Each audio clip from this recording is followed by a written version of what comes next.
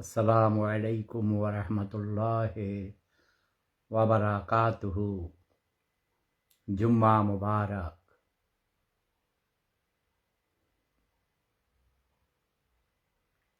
সবাই নিশ্চয়ই ভালো আছেন। রমজান তো প্রায় অর্ধেক হয়ে গেছে। আজ হলো 14 তারিখ, তার মানে 13 রোজা, তাই না?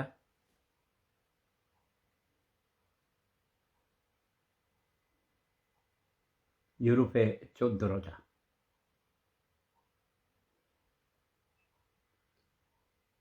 আজ আমি কালো পাঞ্জাবি, কালো টুপি পরে এসেছি, কালো মানে শোক প্রকাশের জন্যে। মাগুরার সেই ছোট্ট শিশুটি,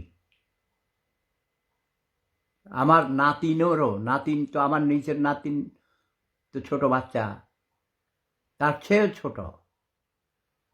আমার বড় বোনের যে নাতিন, সেই নাতিনের ঘরেও বাচ্চারা অনেক বড় হয়ে গেছে। ভাই, এই ছোট্ট শিশুটি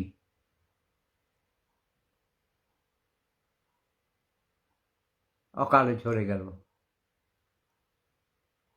তাকে জীবন দিতে হলো কিছু উচ্ছৃঙ্খল অসভ্য প্রাণীর কাছে। আসিয়ার কথা বলছি আমি। এই খবরটা শোনার পর থেকে একদিন আমি সত্যি অত্যন্ত মর্মাহত। নিঝুম ফারিয়া, এই যে আমার নাতিন, আজকে অনেক গল্প করেছি তার সাথে। ওর বাবা আমার ভাগিনা হতো, প্রিয় ভাগিনা সফিউল্লাহ। আমার নাম সেফাতুল্লাহ, একই গ্রামের মানুষ আমরা। সফিউল্লাহর মা আমার জ্যাঠাতো বোন হতো। ও আমার ছাত্রও ছিল। হ্যাঁ, বড়ুয়া রুমেন। খুবই দুঃখজনক। দুঃখের একটা দুইটা না তো, আবার হয়েছে আরেকটা কোথায় ওটা,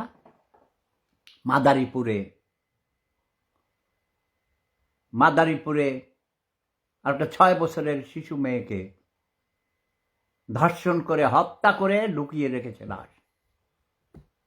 উত্তেজিত জনতা, গ্রামের মানুষ তাকে খুঁজে বের করে সেই লোকটাকে, বুড়ো লোকটাকে মেরে ফেলেছে। ওই বুড়ো লোকটা সেই মেয়ের বাবার দাদা। পুরো দেশ যে খারাপ, পুরো জাতি অসুস্থ হয়ে গেছে, তারই প্রমাণ, ঠিক না? সত্যি আমি কোনো আশা দেখি না। আমি একজন আশাবাদী মানুষ। ইদানিং কেন যেন আমি আশা হারিয়ে ফেলেছি, আস্থা হারিয়ে যায়, নিজের উপরও থেকে আস্থা হারিয়ে যায়। হ্যাঁ, এই যে নিঝুম ফারিয়া লিখেছে, সেও একজন বিধবা মায়ের সন্তান। ওর বাবা মারা গেছে, সৌদি আরবে ছিল। ওর স্বামী একজন সুদর্শন যুবক। ওর একটি সুন্দর ফুটফুটে ছেলে আছে, অনেক মায়া, তাই না? আব্দুল, ওর নাম আব্দুল। এত সুন্দর, ওকে তো ভবিষ্যতে আমি নায়ক বানাবো, তাই না? নিঝুমকে আগে আমি পাইলে ওকে নায়িকা বানাইতাম। আমার নাতিন, আমি তো এমনি নায়ক মহারাজ, নায়ক রাজ। আমার আরেক বন্ধু নায়ক রাজ আমিনুর রহমান আমিন মারা গেছে। নুরুল আলম সিদ্দিকী লিখেছেন, দাদু আমাকে যুক্ত করুন। দাঁড়াও, যুক্ত করে কি করব? তোমরা কথা কইতে জানো না, কোনো রকম কোনো আছে তোমাদের? সফিউল্লাহর চেহারা আমার চোখের উপরে ভাসে, বুঝছ? অনেক ভালো ছিল। ওর বড় ভাই আজ অজিউল্লাহ, অজিউল্লাহ মামু কইতাম আমরা। ভাগিনা হইলেও মামা, বুঝলা? ভাগিনা যদি বয়সে বড় হয় তখন হয় মামা, তাই না?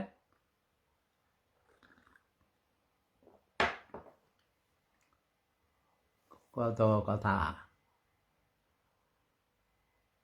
আজকে অনেক সুন্দর লাগছে আপনাকে।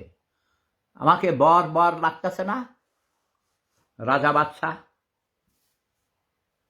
আচ্ছা শোনো, মন ভালো নেই, আমি যতই চেষ্টা করি ওই নিজেকে ভুলে যাওয়ার থাকার জন্যেই, নিজের কষ্টগুলোকে লুকাবার জন্যেই সবাইকে হাসাই, নিজে হাসি খুশি থাকি। পৃথিবীতে সবচেয়ে কঠিন কাজ হলো হাসা, কাউকে হাসানো।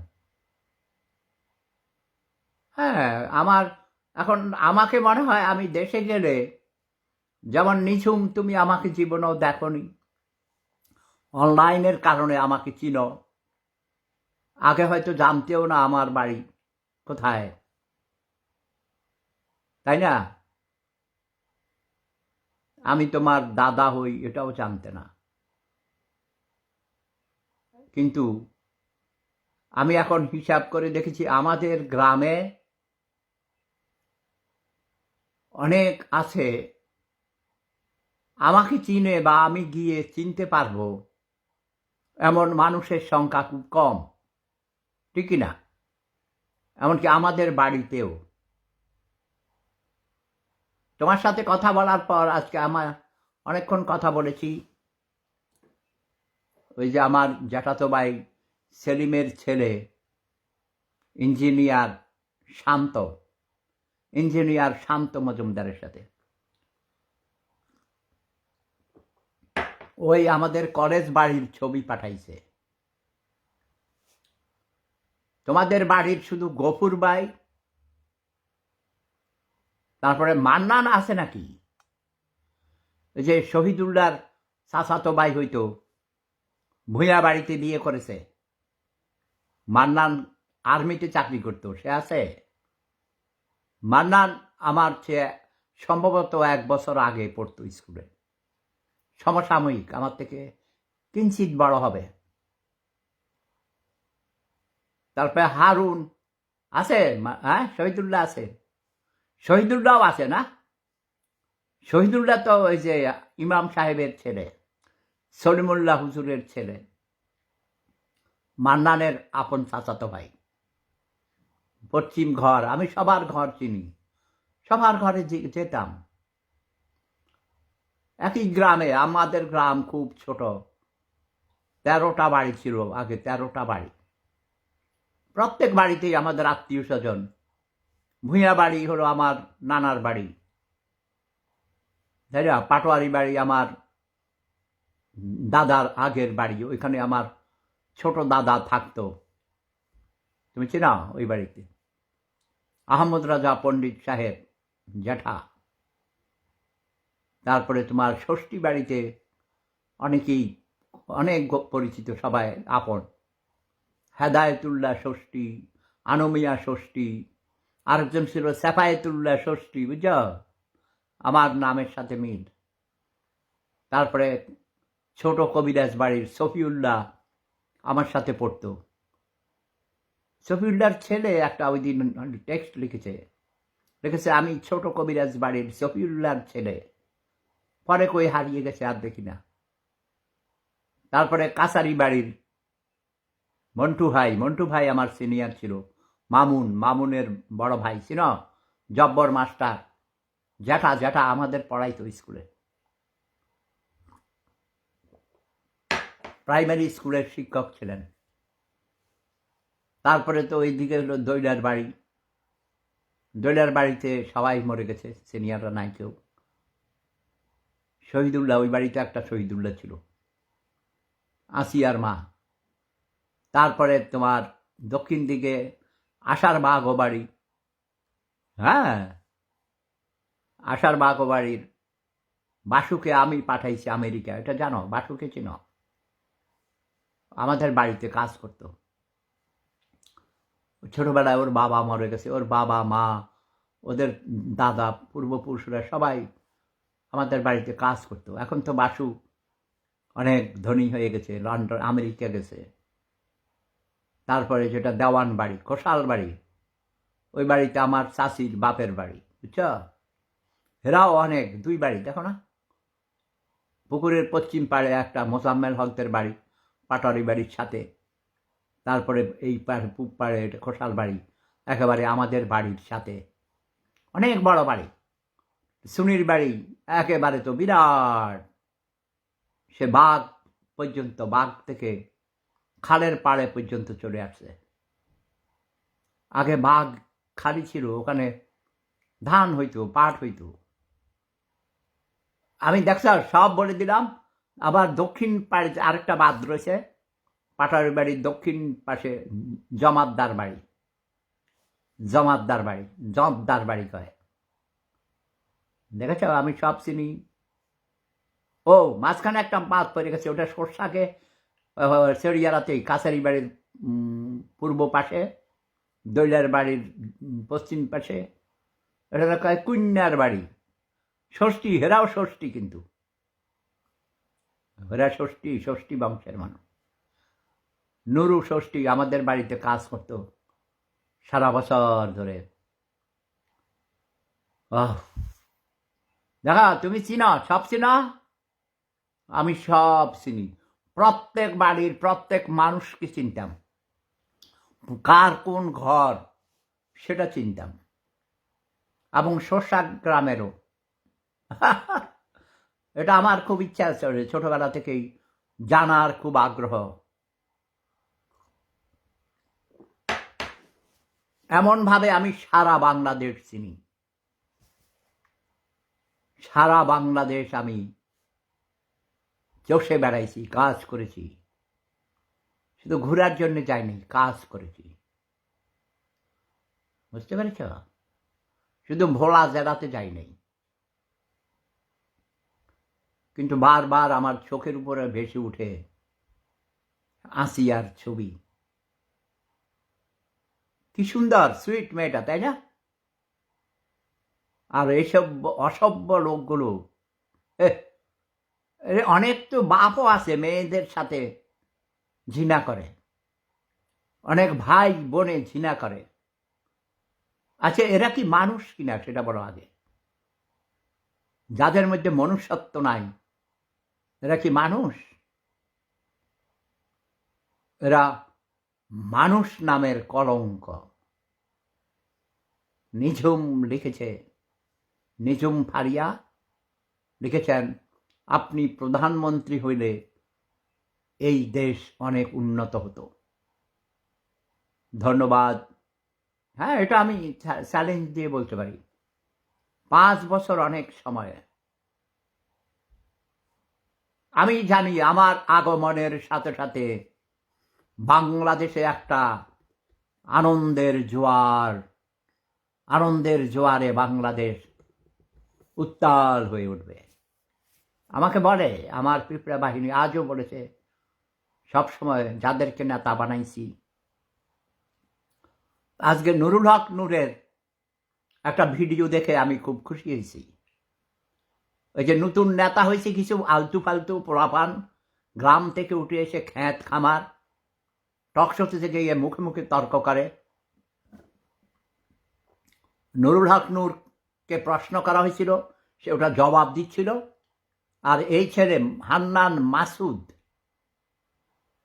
মাসুদ, এটা একটা ফালতু বেয়াদব ছেলে। আমি লক্ষ্য করেছি, মুখের থেকে কথা কেড়ে নিয়ে তর্ক করে। এটা আমি মোটেই পছন্দ করি না। বেয়াদব। একজনকে প্রশ্ন করলে সে তার জবাব শেষ করার পর তারপরে তুমি কথা বলো। একদম আজকে নুরুল হক নূর বলেছে, তুমি চুপ করো, তুমি বেয়াদব, বেশি বেয়াদবি করো, মুখের থেকে কথা কেড়ে নাও কেন? I like it. Okay Nurul Haque Noor, I thank you দাদা। নুরুল হক নূর কিন্তু আমার নাতি, বুঝছ? ওকে বকাবকি করেছিলাম, ও অনেক ডেভেলপ করেছে। আগে নতুন নেতা হইলে বুঝো না, করে বুঝতে পারে না। তাছাড়া মুজিববাদীরা ওকে অনেক মেরেছে। 14 থেকে 15 বার ওকে মেরে ফেলতে চেয়েছিল, অনেক মেরেছে। এখন নুরুল হক নূরকে আমি অনেক অনেক দোয়া করি, নুরুল হক নূরকে আমি তাকে প্রমোট করি। ওকে, বড়ুয়া রুম্যান লিখেছেন, নুরুল হক নূর ও জঙ্গি দাদু, সে আপনার সাথেও বেইমানি করেছিল। এক সময় বেইমানি করছিলেন, আমার সাথে বেইমানি করেন। কি বেইমানি করেছে? আমি বেইমানি না, তোমরা জিনিস, কারণ আমার কোটি কোটি ছাত্রছাত্রী সারা পৃথিবীতে, এরা আমার ছাত্রছাত্রীর মতো, বুঝছো না? আমার নাতিপুতি, ওদেরকে আমি বকা দিই। এই যে নিঝুম আমার প্রিয় নাতিন, আমার জীবনেও দেখি নাই। সেদিন একা আমরা নিজেরা কথা বলতে গিয়ে আমি কিছু কথা বলেছি যেগুলো সে জানে না। সে গ্রামের কথা, আমাদের বাড়ির সবাইকে সে চিনে, কিন্তু কে কার কি, যেমন আমার আপন বড় ভাই শামসুল হুদা মজুমদার, নুরু মাস্টার, এটা সে জানতো না যে আমার আপন ভাই, তাই না নিঝুম? আমাদের বাড়িতে শুধু আমার একজন দাদার ঘরে 5 ছেলে, আমাদের বাড়িতে অন্য কেউ নেই। অনেক আছে না 2 দাদার, আর আবার আমার ছোট দাদা, তার কোনো ছেলে ছিল না, তার মেয়ে ছিল, ঘর জামাই আনছে। তারা পাটোয়ারি বাড়িতে, যেটা দক্ষিণ বিটার ঘর, কাছারির ঠিক দক্ষিণ পাশে যেই ঘরটা সিদ্দিক ডাক্তারদের ঘরের পাশে, সেটা হলো আমার ছোট দাদার ঘর। ছোট দাদা মরে গেছেন, বুঝেছ? আমার দাদারা ছিল মজুমদার, ওই পাটোয়ারি বাড়ি ওদের আসল বাড়ি না, ওয়ারুক থেকে এসেছেন তারা। এখন এই যাদের জন্ম হয়েছে এখন, এরা কি ওই ব্রিটিশ আমলের এত খবর জানে? জমিদারি আমলে কত কিছু হয়েছে, কতজন কত জায়গা থেকে মাইগ্রেট করেছে। ঘর জামাই, তখনকার যুগে ঘর জামাইয়ের খুব ইয়ে ছিল, এখনো আছে, তাই না? সম্পদের জন্য, যারা আমার মামা, 2 জন মামার কোনো সন্তান ছিল না, তারা ছোট মামার ছেলে মেয়েদেরকে পেলেছে, সব জায়গা জমিন তাদেরকে দিতে হয়েছে, তাই না? দিয়ে গেছে। যদি কারো সন্তান না থাকে, কেউ পালক সন্তান নেয়, একটা মেয়েকে পালক নিলে সে মেয়েকে বিয়ে দিয়ে আবার ঘর জামাই বানায়। এই নিঝুম, তোমাকে বলতে ভুলে গেছি, ও যে মেয়েটা বিষ খেয়ে মারা গেছে, ওটা আমাকে ডক্টর বাপ্পি বলেছে। সে ওই যে মিজানের কথা বলেছে, সে ওই বাড়িতে একজন তোমার ওই আব্দুর রব আছে, এরকম কি জানি বললো, অনেক কথাবার্তা। ওরা ওই যেটা, ওরাও পাটোয়ারি বাড়ি, আনগে বাড়ি যেটা, সেই বাড়ি থেকে এখানে আইসা বাড়ি করছে। এটাই ওদের বাড়ি ছিল আগেও, পাটোয়ারি বাড়ির যেটা এই উত্তর পূর্ব ঘর, ওইদিকে 2 জন ভাই ছিল, ওদের ছেলে মেয়ে ছিল না, বুঝছো? তখন একজনকে পালক ছেলে হিসেবে নিয়েছে। কত ইতিহাস! আমাদের গ্রামের সব খবর আমি জানতাম, বুঝতে পেরেছ? সবাই আসতো, আমাদের বাড়িতে আসতো, আমরাও যেতাম। বেশিরভাগ মানুষ আমাদের গ্রামে অনেক পুরনো শিক্ষিত লোকজন আছে, উচ্চশিক্ষিত। সে আলিগড় ইউনিভার্সিটিতে, দেওবন্দ, বড় বড় দেওবন্দ মাদ্রাসায়, তারপরে বোম্বেতে লেখাপড়া করেছে তোমার এই যে সিদ্দিক ডাক্তার সাহেবের বাবা। পাটারি বাড়ির সিদ্দিক না, তোমাদের বাড়ির সিদ্দিক ডাক্তার, স্কুল বাড়ি যেটা, জানো? আফজাল ভাই অনেক পুরনো শিক্ষিত ছিলেন, উনি আমাদের চেড়িয়ারা হাই স্কুলে পড়াইতেন। এজিবির সুপারিনটেন্ডেন্ট ছিলেন, ওনার মেয়ে ডাক্তার হয়েছে, ছেলেরাও জানি কি বড় উচ্চশিক্ষিত হয়েছে। এগুলো শুনলে আমি খুব খুশি হই যদি শুনি কেউ 10-20টা বাড়ির মালিক হয়েছে, যতটুকু খুশি হই, তার সাথে বেশি খুশি হই যদি শুনি কোনো পরিবারে কেউ একজন ডাক্তার হয়েছে, ইঞ্জিনিয়ার হয়েছে, ডক্টরেট করেছে, সচিব হয়েছে, জেনারেল হয়েছে, মানে উচ্চশিক্ষিত হয়েছে, প্রফেসর হয়েছে, ইউনিভার্সিটির ভাইস চ্যান্সেলর হয়েছে। ওয়াও, কেমন অনেক খুশি লাগে না? ইয়াস, বুক ফুলে ওঠে, বুক ভরে যায়। কাজে মানুষকে শিক্ষিত হতে হবে। এই যে যেই সব অপরাধগুলো হয়, তুমি দেখবে শিক্ষিত সমাজে, শিক্ষিত পরিবারে এ ধরনের ঘটনা ঘটে না, এই ধরনের নোংরামি হয় না। হয় কিছু কিছু হয়, সেটা খুবই সংখ্যায় অনেক কম। কুরুচি সম্পন্ন মানুষ, অসুস্থ মানুষ সারা পৃথিবীতে আছে, ঠিক না? ঠিক বলেছি? অনেক ধন্যবাদ। আমার জন্য দোয়া করবে, সবসময় যোগাযোগ রাখবে। আর আমিও দেখি, আমার তো আমার বাড়িতে যে প্রজেক্টটা, এটা আপাতত কাজ বন্ধ আছে, কারণ প্রজেক্ট ডাইরেক্টর না হলে তো চালানো যাবে না, তাই না? আমার দেশে সব আছে, অনেক সম্পদ আছে, প্রাকৃতিক সম্পদ আছে, জনসম্পদ আছে, উর্বরা মাটি আছে, নির্মল বাতাস, ফ্রেশ এয়ার, মিষ্টি পানি, ও হাজার প্রকারের মাছ, হাজার প্রকারের শাকসবজি, কত ফল মূল, কত খাদ্যদ্রব্য। ও বৃষ্টি হয়, রোদ উঠে, মনসুন, নয় অতি শীত, নয় অতি বৃষ্টি, নয় অতি উষ্ণ, নয় অতি উষ্ণ, নয় অতি শীত, নাতিশীতোষ্ণ অঞ্চল। বুঝেছ? আরামের দেশ, অনেক শান্তির দেশ। অনেক ইউরোপের অনেক বন্ধু বান্ধব গেছিল।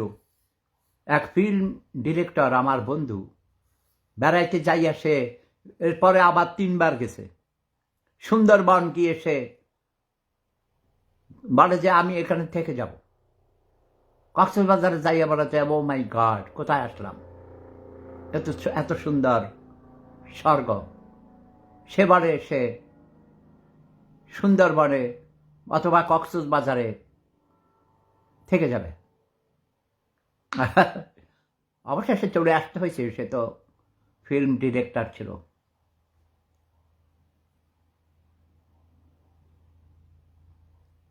হ্যাঁ, নিজুম রেখেছে।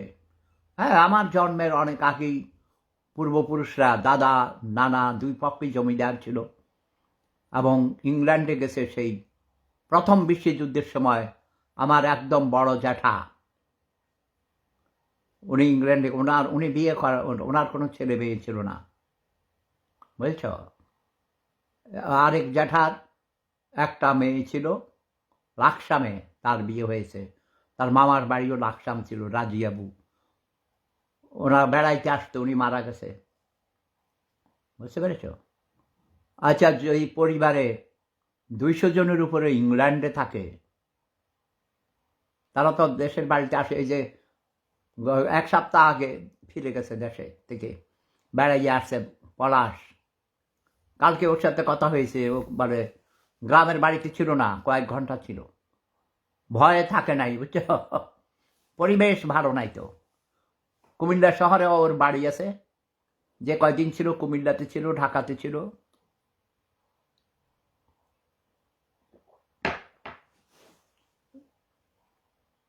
তো শোনো, ধনী হইলে হবে না। গ্রামের বাড়িতে যারা আছে এদের মন ধনী না।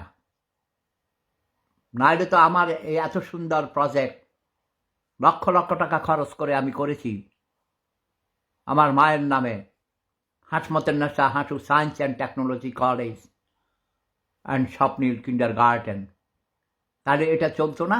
বলো, এটাকে চালাইলে লাভ হইতো কার? আমি কি যাব সেখানে খাইতে? আমার বউ বাচ্চারা যাবে? আমার নাতিপুতিরা যাবে? গেলে হয়তো অনেক বছর পর একবার দুইবার বেড়াইতে যাইতো, কিন্তু সেই পরিবেশও নেই।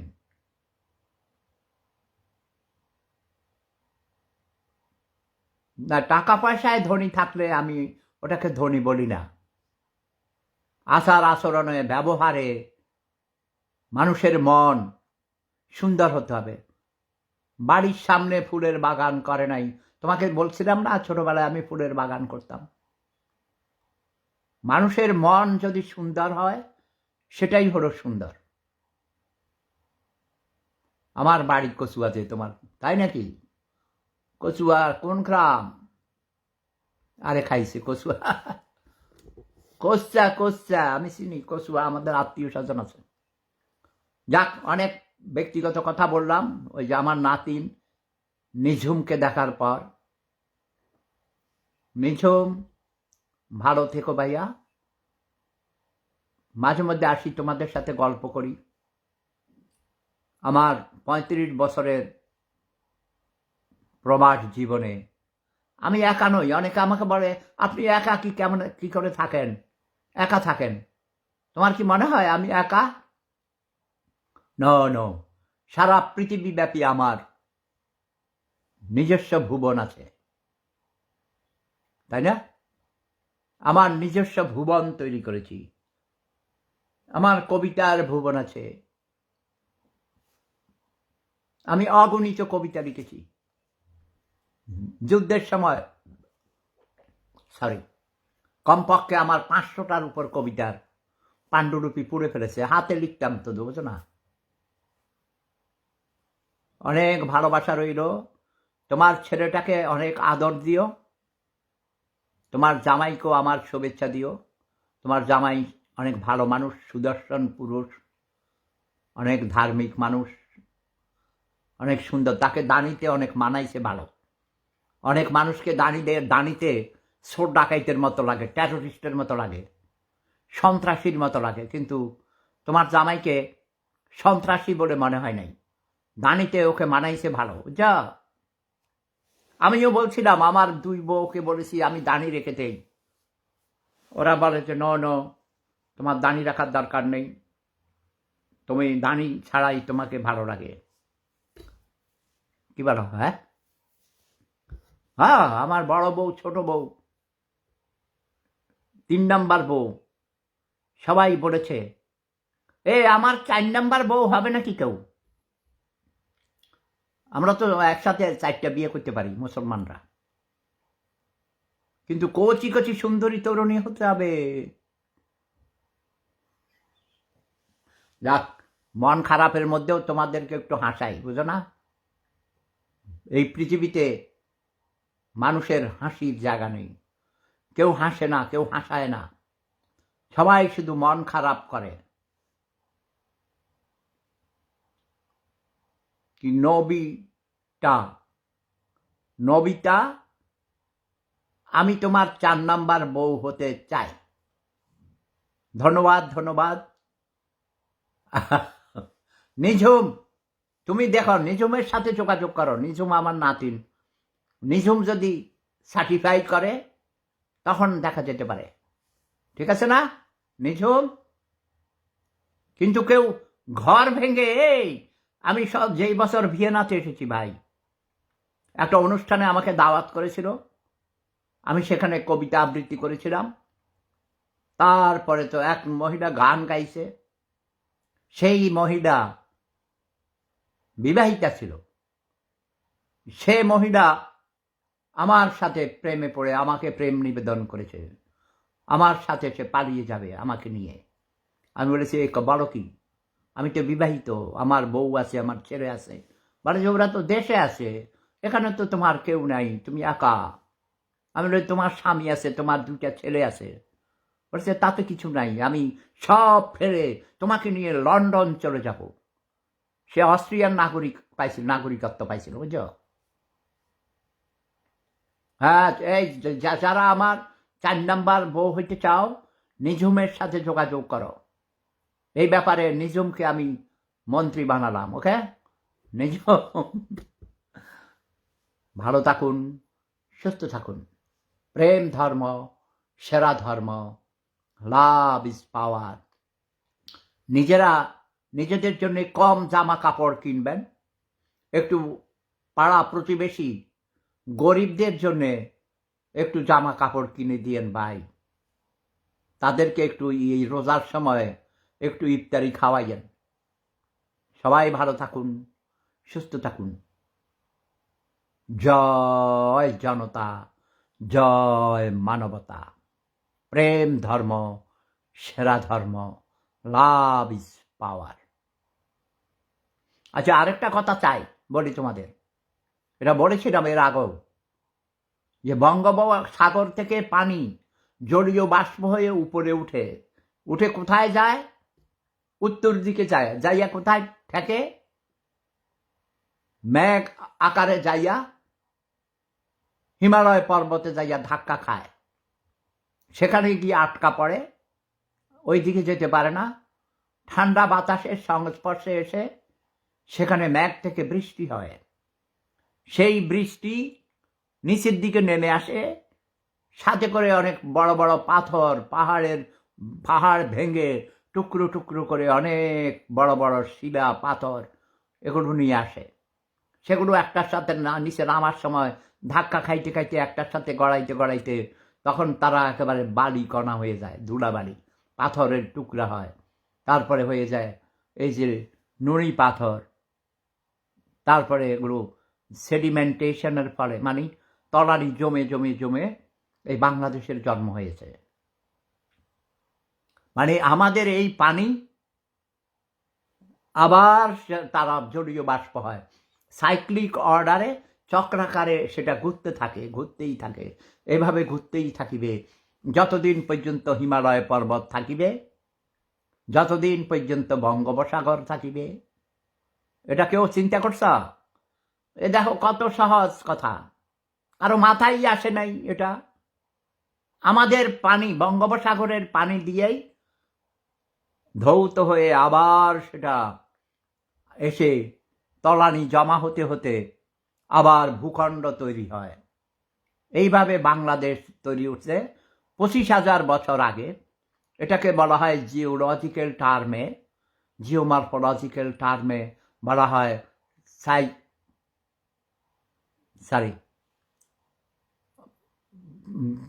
দাঁড়াও, আমি মনে করি, একটু মনে আইছিল। ওই আমি এই যে একটা সুন্দরী তরুণীর হাঁটি দেখে, ওই যে দেখো একটা তরুণী এসে হেসে আছে, আমার মন অন্যদিকে চলে গেছে। তার নাম হয়েছে মুন্নি সালমা। মুন্নি সালমা মনে হয় আমার 4 নাম্বার বউ হতে চায়, তাই না?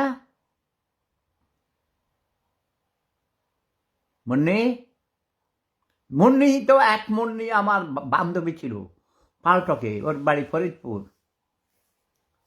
মুন্নি সালমা নতুন এসেছ মনে হয়, এর আগে আর দেখিনি।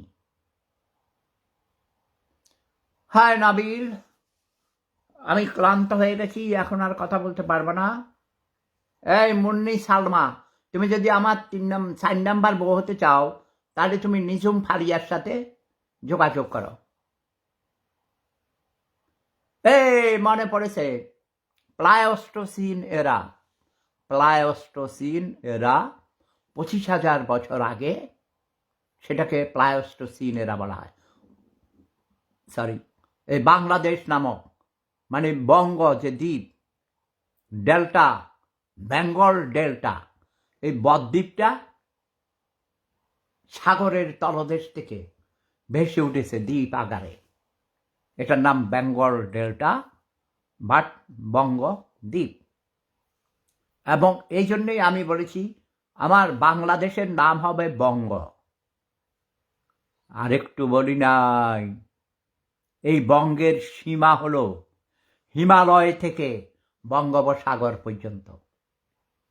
হিমালয় থেকে বঙ্গোপসাগর পর্যন্ত, কারণ এই ভূখণ্ডের জন্ম হয়েছে আমার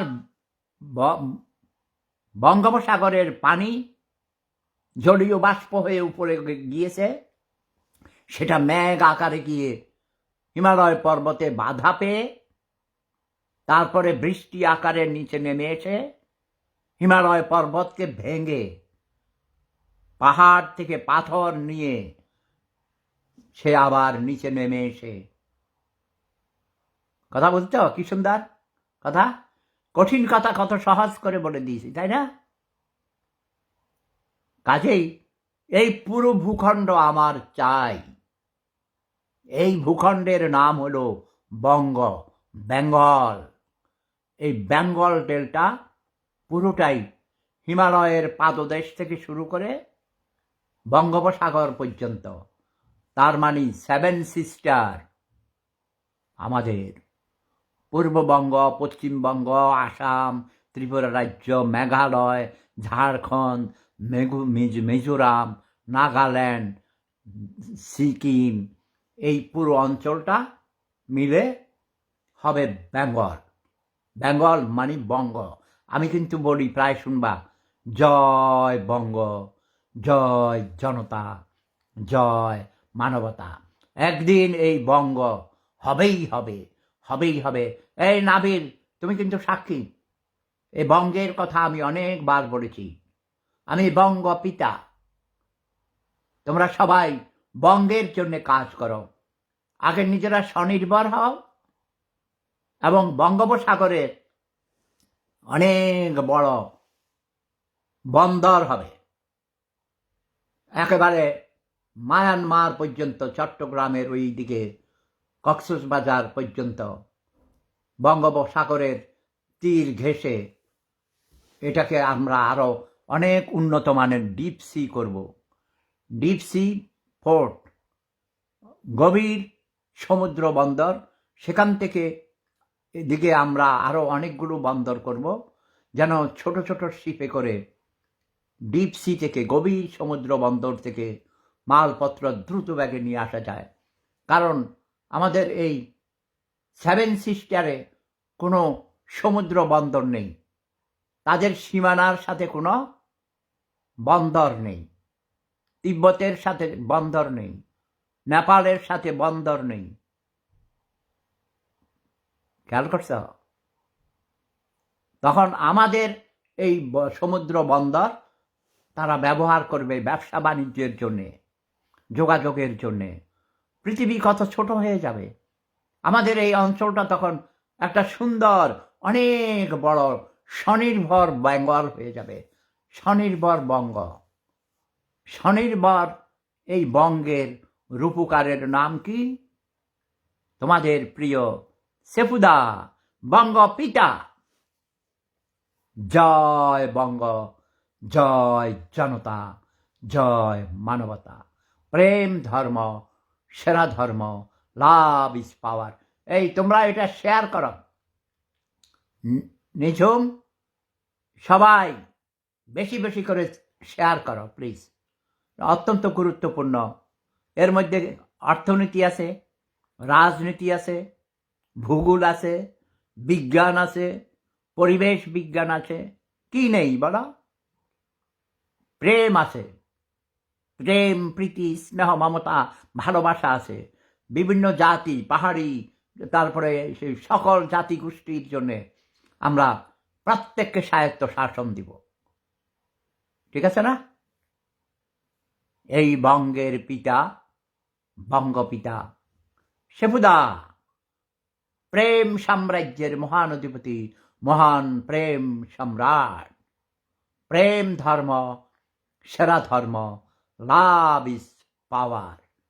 রফিক মোহাম্মদ লিখেছেন, দাদু is the best philosopher, best and the greatest.